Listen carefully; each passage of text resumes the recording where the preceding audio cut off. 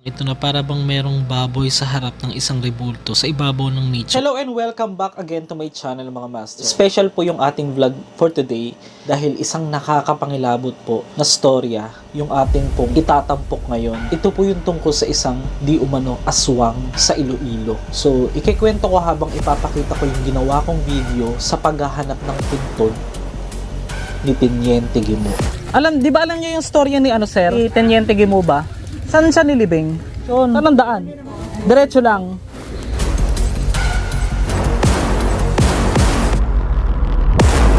Grabe, no? Mapapansin nyo guys, may dalawang tore sa kanyang puntod. Nagising itong babae na bisita ng anak ni Teniente. Sumilip din siya sa bintana. Parang naalimpungatan siya. Nakita niya na may malaking kawa. Sabi, ano ba yan? Mayroon bang handaan bukas? Ba't ang aga naman nilang magising?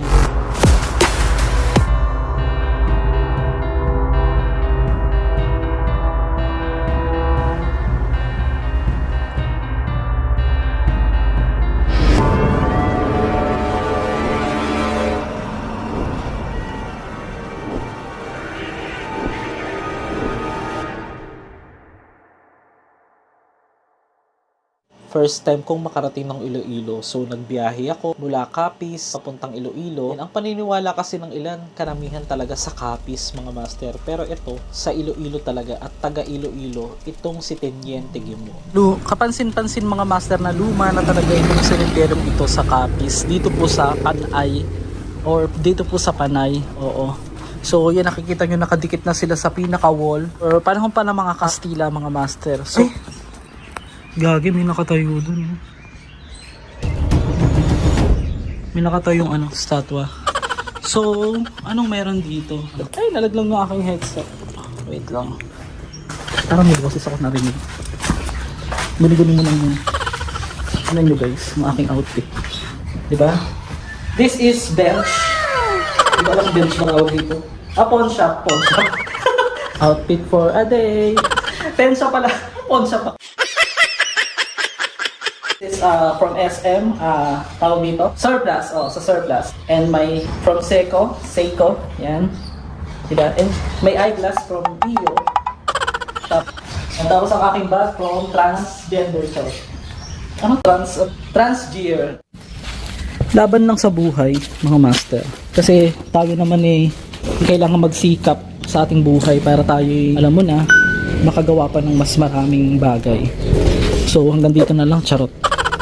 Dahil kung hindi po dahil sa suporte ninyo mga master, ay hindi natin mabibili yung mga bagay na gusto natin. Pero syempre, deserve pa rin naman natin yung pinaghirapan natin na i-enjoy natin mga master. Ito mapapansin nyo, nalobat kasi yung aking iPhone bigla. Meron ditong mga nakadikit na sa wall. Ay, okay. Tapos yung mapapansin ninyo yung pinaka sementeryo na ito ay talagang masasabi mo na lumang-luma na nga. Wala naman pong dito, no? Sa Capiz, walang masyadong mga magnanakaw. Sa bagay, kahit saan naman lugar, wala naman tayong pinipili Kasi kaya ako naman po natanong, di ba mga master, pa rin yung ating pagbalik natin, nandito pa rin yung ating nirentahang motor. Yan. Pag kinontak nyo sila, sabihin nyo nakita nyo sa vlog ni Master Gala, para next time bibigyan nila ako ng discount. Papunta po tayo ngayon kasi ng Iloilo, kaya talagang ang ganda ng pasok ng July sa atin, ng June, kasi malapit na naman ang araw ng mga patay na sinasabi na nila. Meron dito akong napansin, sorry po, may natutulog. Nagbablog lang po ako. Meron ako ditong napansin na parang ni kamatayan, tawag dyan. Grabe, no?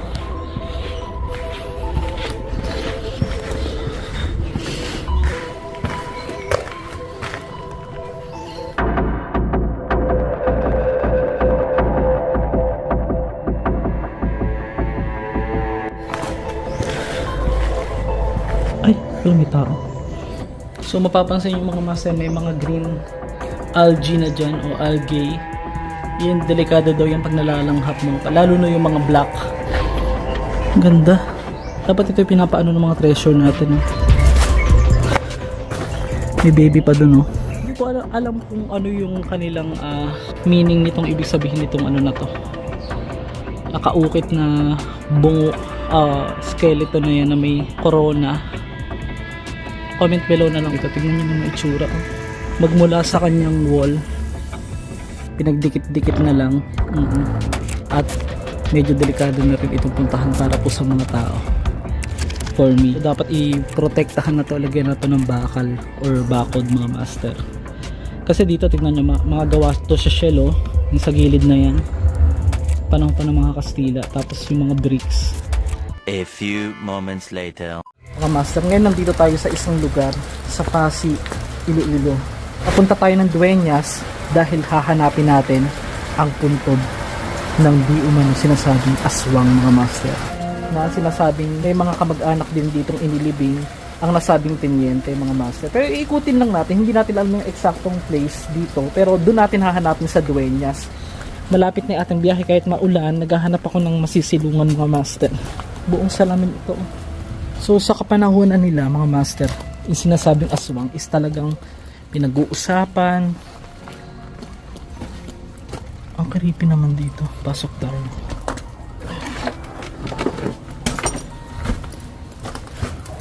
Malayo nung pinuntahan. Tapos disclaimer, ito ay napag-usapan lamang. Ngayon ay binabalikan lang natin yung history na sinasabi nga nila. Ay, may daan dito. Meron ditong ibang way.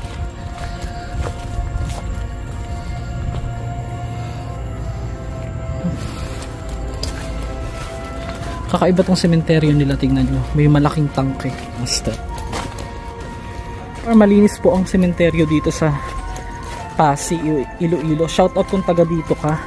Ito naman po, nagbabalik kwento lang naman tayo. Hindi naman sa naninira tayo, pero ito ay nangyari na talaga. Naging part ng history na. Nag-agaw pansin sa akin ng isang ito na para bang merong baboy sa harap ng isang rebulto sa ibabaw ng nichong ito. Ano kaya ito? Kalabaw o baboy? Sa mga hindi nakakaalam, itong si Teniente Guimo ay isang kapitan sa kanilang baryo na napakatagal ng panahon at naging usap-usapan at naging trending talaga kung bakit. Alamin natin sa buong video mga master. Pero huwag mo sanang kalimutang mag-like, mag-subscribe kasi malapit na po tayong umabot ng 1,000,000 dahil kahapon na-reach natin ng 900,000 at umaasa pa ako na sa mga nanonood, mga bago nating taga-subaybay at mga solid masters na patuloy na mamahal o patuloy na sumusuporta kay Master G. Salamat po ng maraming salamat. At bilang umpisa ay sana tulungan nyo akong abutin ng 5,000 likes ang videong ito at mag-comment kayo ng inyong mga suggestions. Pagdating ko sa bayan ng Dueñas, wala akong masyado nakikita naglalakad na tao. Or although siguro baka maulan nga ang time na dumating ako dyan, pero ang nakakakilabot, ang hinahanap ko na yung sementeryo kung saan siya inilibing. Meron akong napagtanungan na isang tricycle driver malapit po sa plaza kung saan yung sementeryo ay located. Pinagtanong ko pa. Pero bago yan, naligaw muna ako dun sa unang sementeryo na inakala kong doon talaga inilibing itong si Teniente Guimo.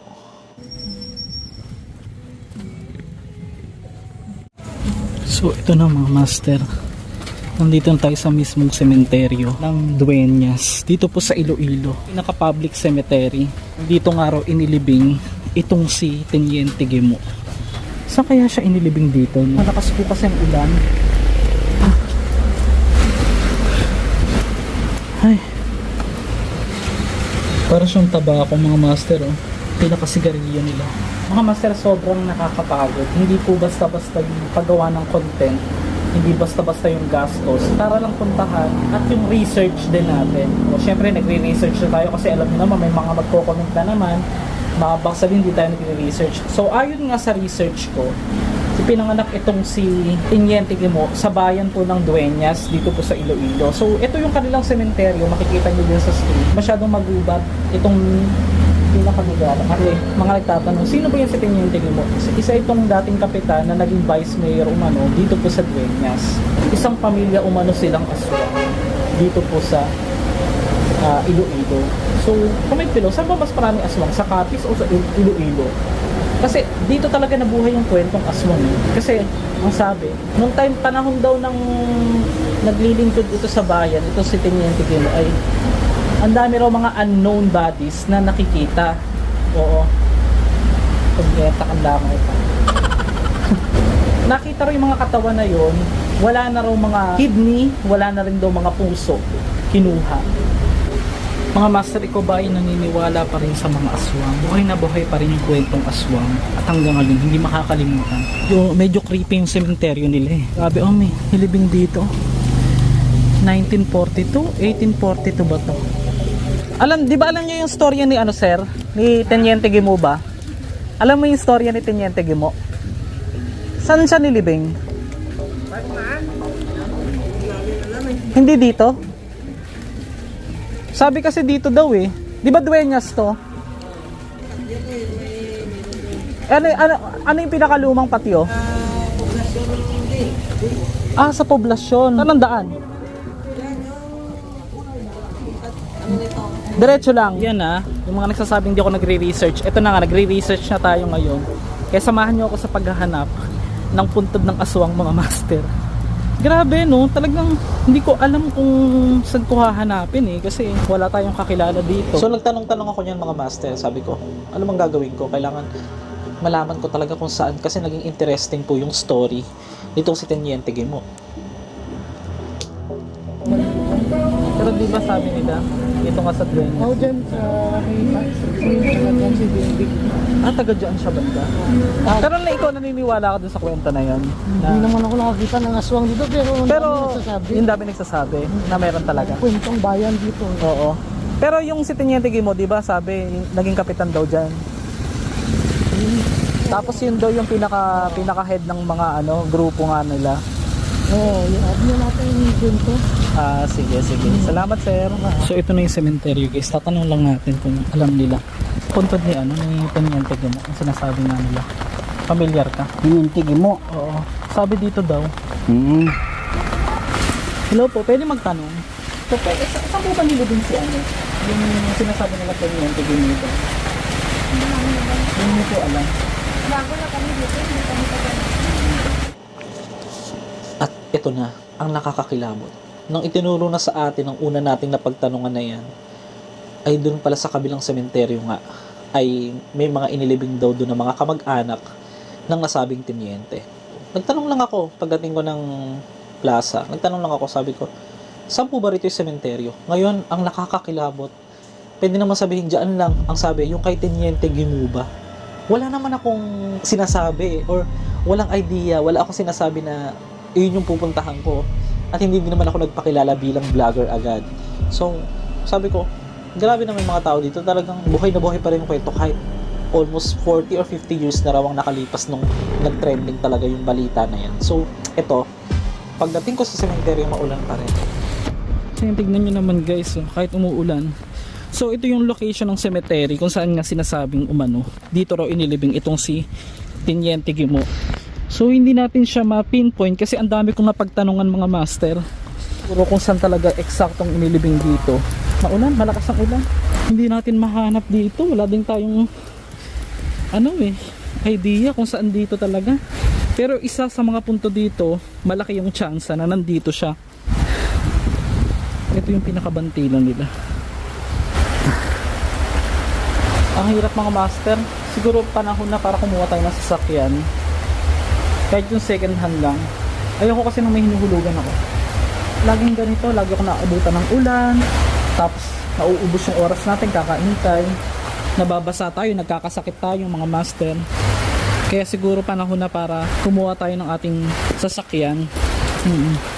So baka may binibenta kayo, mura lang. Yung abot kaya, charot. Okay. Hindi naman nila maituro kung saan dito talaga inilibing si Teniente Guimo. Hindi naman sa pag-ano, baka magalit sila dahil pinag-uusapan ka. Pero ito, nililinaw ko po yung history po yung ating binabalikan at hindi po yung ngayon. Yung nakaraan po yung ating binabalikan mga master. Napag-alaman ko mga master na dito pala mismo sa barangay na ito, I will not mention na, dito naging kapitan itong si Teniente Guimo na sinasabi nga nila. Dito mismo sa Dueñas. Kanina, nung nagtatanong ako dun sa may plaza, yung mga tricycle driver, sabi nila sa akin, hindi ko pa tinatanong kung ang sabi ko lang sementeryo, sabi niya, yung kay Teniente Guimo, diretso ka lang. So, ibig sabihin, alam nila na dito nga lang talaga inilibing yung sinasabi nga nilang si Teniente Gimuto. Kasi kung lilibutin natin tong sementeryo mga master, hindi natin magagawa ng ganong kabilis lalo't umuulan ngayon. Pero biruin nyo, ito yung ating mismong tinatapakan na lupa. Mismo malapit dito nakalibing ang sinasabi si Teniente Gimuto. So meron ditong napakalumang mga puntod. At iba yung pakiramdam na para bang nag-iisa ka. Yun yung pakiramdam ko habang naghahanap ako ng puntod. Nag-iisa naman talaga ako. Kaya lang, iba yung pakiramdam. Masasabi ko, one of the creepiest cemetery na napuntahan ko po sa buong buhay ko. Itong paghahanap ng puntod ng sinasabing umanong aswang. Ayan, mapapansin nyo naman, napakaluma. May mga puno na dito. Grabe, no? Saan kaya inilibing dito, no? Ay, may mga buto ng tao, mga master. Ayan, no? Hanggang itong isang to, parang may pulang kandila. So, yan guys, so nilagyan siya ng parang pinakapulang kandila. Dito, oh, ang cute ni baby. Hello, baby. Napakatagal na nga ng sementeryo. Ay, putya ka. Gulat ako sa palaka. May mga pangalan dito, oh, Renato. Mapapansin nyo guys, oh, may dalawang tore sa kanyang puntod. Nalaman ko lang, yung barangay pala na yun mismo na malapit sa sementeryo, yung pala, umano, yung dating kapitan, taga doon mismo, si Teniente Gimo. Bibigyan ko lang kayo ng konting story sa pagpapatuloy ng video bago matapos mga master. Teniente Gimo ay merong isang naging apo. Yun yung naglahad. Kaya lalong tumibay ang storya. Maraming naniwala. Dahil that time, nung siya yung namumuno doon sa barangay na yun, sa Dueñas, Iloilo, ay maraming nawawala ng buhay. Nawawala yung parte ng kanilang puso at ng kanilang bato. Dahil hindi lang po isa, hindi lang dalawa, kundi buong Pilipinas ay nalaman ng kanyang story at nagawan pa po ng pelikula. So, meron din isang story na regarding naman dyan, yung tungkol kay OFW. Comment below anong pangalan nun, si Maria Labo, na taga-Capiz naman, ayun ang sinasabi nga nila. Halos parehas naman ang story ni Teniente. Ang pinagkaiba lang, itong si Teniente Gimo ay marami raw mga alipores, mga alagad. May naging bisita yung anak na babae nitong si Teniente Gimo. Pagdating daw doon sa bahay ng bisita, ay kumain muna sila, naghahapunan, and then pagtungtong ng gabi, natulog na sila. So, pangkaraniwan lang, doon lang nakitulog yung classmate nung anak na babae nitong si Teniente Gimo. Nagising itong babae na bisita ng anak ni Teniente. Pag sumilip din siya sa bintana, parang naalimpungatan siya dahil may narinig daw siyang ingay. Nakita niya na may malaking kawa. Sabi, ano ba yan? Meron bang handaan bukas? Ba't ang aga naman nilang magising? So, in the middle of the night, nagising yung babae, bigla na lang nakita na prepare or nandun yung mismo si Teniente sa baba, kasama yung mga tauhan, at nakaready yung kawa. At wala siyang kamalay-malay na siya pala yung iluluto doon, mga master, sa pinapakulong kawa. So, ito. Narinig niya mismo yung si Teniente. Dalhin niyo sa akin yung bisita ng aking anak. At dito na natin siya, parang ang sabi, ihahanda or iaalay, parang ganun. Kasi, paniniwala ko mga aswang ay kampo ng kadiliman yan, kampo ng mga demonyo, mga master. Meron silang mga kakayahan na ibinigay po ng galing po sa ilalim ng lupa. Ngayon, pagdating doon, ginawa niya, dalhin niyo sa akin yung babae na na may suot na isang relo. Dali-dali, nung narinig niya yun, natakot na yung babae, hindi niya na alam ang gagawin niya. Tinanggal niya yung kanyang relo, yung isinuot niya doon habang natutulog yung anak ni Teniente Gimo. Para nga naman, hindi siya yung magalaw o makuha. Nagkulubog na lang siya ng kumot, tapos inilabas niya yung kamay para yun yung talagang makuha, ma-intention na makuha. And then nung kinuha na yung babae, at doon na nga raw tinegi na raw para hindi na makapalag. Nung naibaba na nila yung babae, pagtingin ni Teniente nung lulutuin na nila, anak niya ang